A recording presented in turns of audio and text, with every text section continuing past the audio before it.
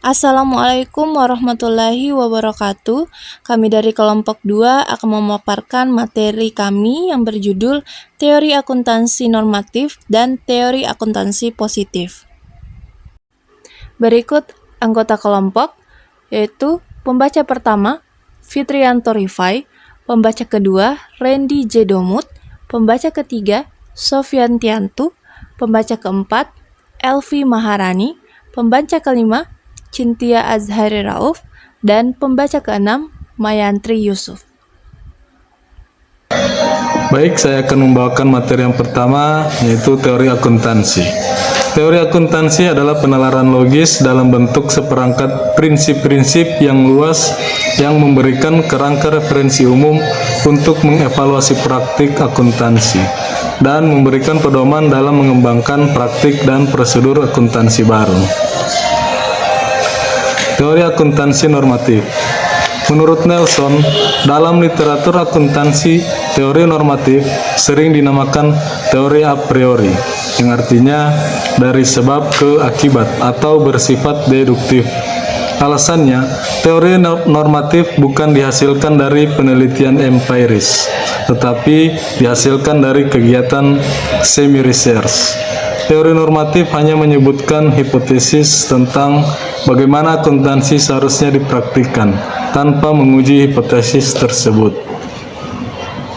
Baik, terima kasih. Materi selanjutnya yaitu tentang konsentrasi teori normatif.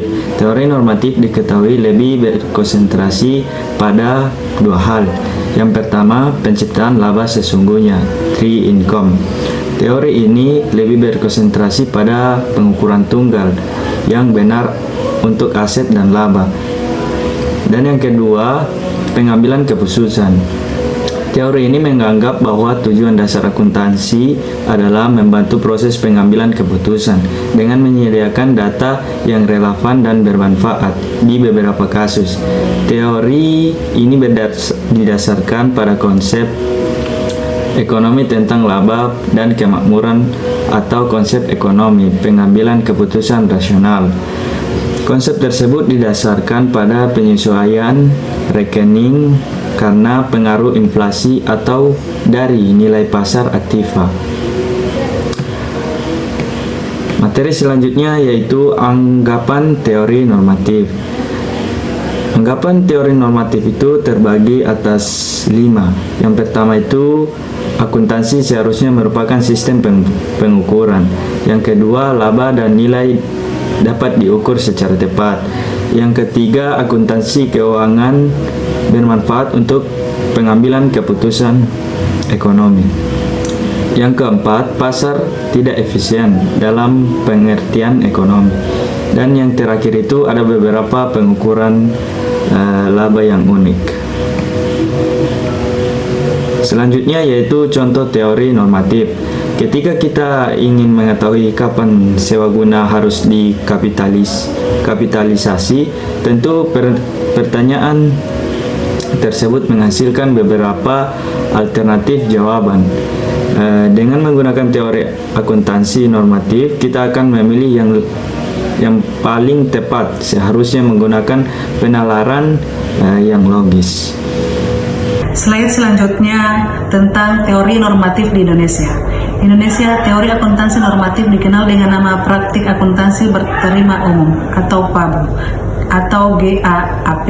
Salah satu bagian kecil dari PABU dan SAK atau standar akuntansi keuangan SAK yang ada sekarang dikeluarkan oleh IAI melalui suatu organ yang kita kenal dengan Dewan Standar Akuntansi Keuangan. Dewan ini bertugas untuk menyusun draft standar akuntansi keuangan yang akan diberlakukan. Draft tersebut terlebih dahulu didiskusikan dengan Dewan Konsultatif Standar Akuntansi Keuangan untuk kemudian dikeluarkan draftnya. Bila telah diperoleh masukan, dilakukan sosialisasi atau public hearing untuk memperoleh masukan lebih banyak lagi dari masyarakat luas atau pemakai laporan keuangan. Selanjutnya, bila tidak ada masalah lagi, maka IAI akan mengesahkan standar tersebut dan diberlakukan secara efektif. Pada praktiknya, teori normatif adalah pendapat subjektif maka sulit untuk diterima begitu saja karena harus dapat diuji secara empiris supaya dapat dikatakan sistem akuntansi yang dihasilkan sebagai sesuatu yang ideal. Selanjutnya, teori akuntansi positif.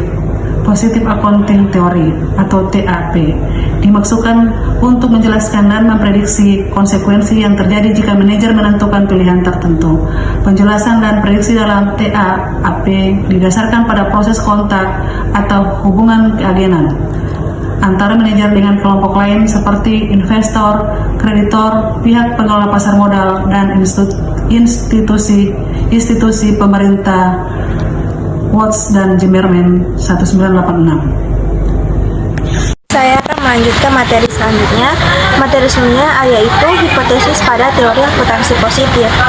Atas dasar pertanyaan dan asumsi tersebut, teori akuntansi positif berusaha menguji 3 hipotesis sebagai berikut, yaitu menurut Watts dan Zimmerman 1986 halaman 138 sampai 139. Hipotesis rencana bonus atau bonus plan hipotesis.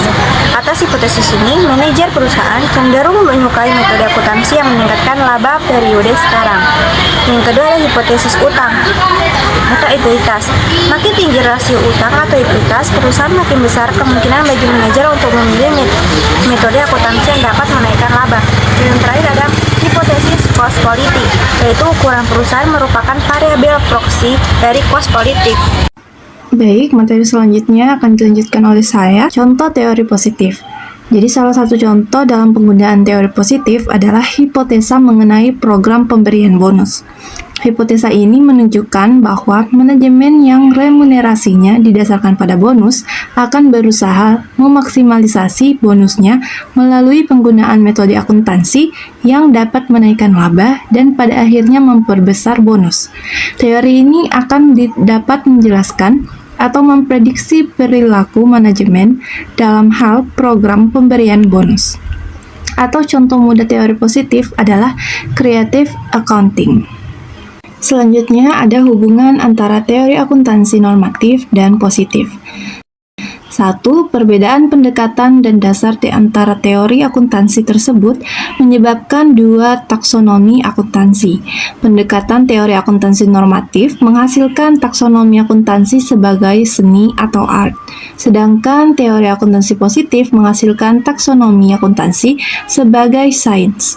Yang keduanya sama-sama diakui sebagai sarana pendekatan teori akuntansi.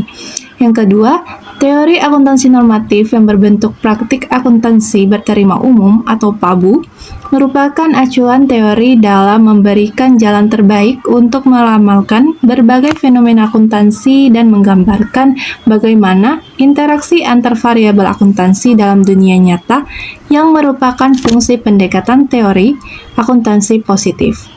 Tidak menutup kemungkinan fakta yang ada di dunia nyata atau praktek akuntansi akan mempengaruhi teori akuntansi normatif. Selanjutnya, argumen kritis tentang TAP. Williams 1989, judul The Logic of Positive Accounting Research Argument, utamanya keunggulan teori akuntansi positif telah menjadi suatu perangkat substansial atau a substantial body dalam literatur akuntansi. Yang kedua, terdapat kesulitan permasalahan logika etika bahasa teoritikal. TAP diterjemahkan ke dalam bahasa empiris penelitian akuntansi positif. Yang ketiga, TAP memiliki proporsi motif manajer yang self-interest.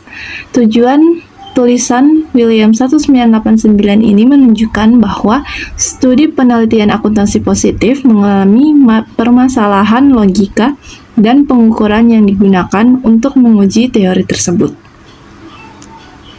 Baik, saya akan menjelaskan materi tentang normatif dan positif. Di tabel ini kita lihat perbedaan teori positif dan teori normatif dalam beberapa aspek utama. Yang pertama, unsur pembeda. Teori positifnya membahas masalah fakta, yaitu apa yang benar-benar terjadi di dunia nyata. Teori normatifnya fokus ke masalah nilai alias apa yang dianggap ideal atau seharusnya dilakukan. Yang kedua, sasaran pemaparan. Teori positif bersifat deskriptif, artinya menjelaskan realitas apa adanya. Teori normatifnya lebih preskriptif, yaitu memberikan pedoman tentang apa yang seharusnya terjadi. Yang ketiga, bentuk pernyataan. Teori positif pakai pernyataan is alias menjelaskan keadaan sebenarnya. Teori normatif pakai ought atau should yang menunjukkan bagaimana seharusnya sesuatu dilakukan. Bentuk pertimbangan. Teori positif didasarkan pada fakta yang bisa diuji. Teori normatifnya didasarkan pada nilai-nilai yang sifatnya subjektif. Yang kelima, dasar penyimpulan. Teori positif bersifat objektif karena berdasarkan bukti nyata. Teori normatif lebih subjektif karena dipengaruhi oleh opini atau prinsip moral. Yang keenam, metode pengujian validasi. Teori positifnya diuji dengan metode ilmiah, sains, menggunakan data dan analisis. Teori normatif lebih mendekati seni art karena melibatkan aspek subjektif. Yang ketujuh, kriteria penerimaan. Teori positif diterima berdasarkan benar atau salah, sesuai dengan bukti. Teori normatifnya diterima berdasarkan baik atau buruk, atau good or bad, yang lebih bersifat opini atau nilai moral. Selanjutnya, hubungan teori positif dengan normatif. Teori akuntansi positif pada dasarnya merupakan alat penguji secara empiris asumsi-asumsi yang dibuat oleh teori akuntansi normatif. Karena teori normatif pada dasarnya merupakan pendapat pribadi yang subjektif yang tidak dapat diterima begitu saja dalam menentukan keputusan. Oleh sebab itu, dibutuhkan pengembangan teori akuntansi yang sekarang disebut teori akuntansi positif yang bertujuan untuk menguji teori akuntansi normatif secara empiris agar memiliki dasar teori yang kuat. Itulah pemaparan materi dari kelompok 2. Sekian dari kami. Wassalamualaikum warahmatullahi wabarakatuh.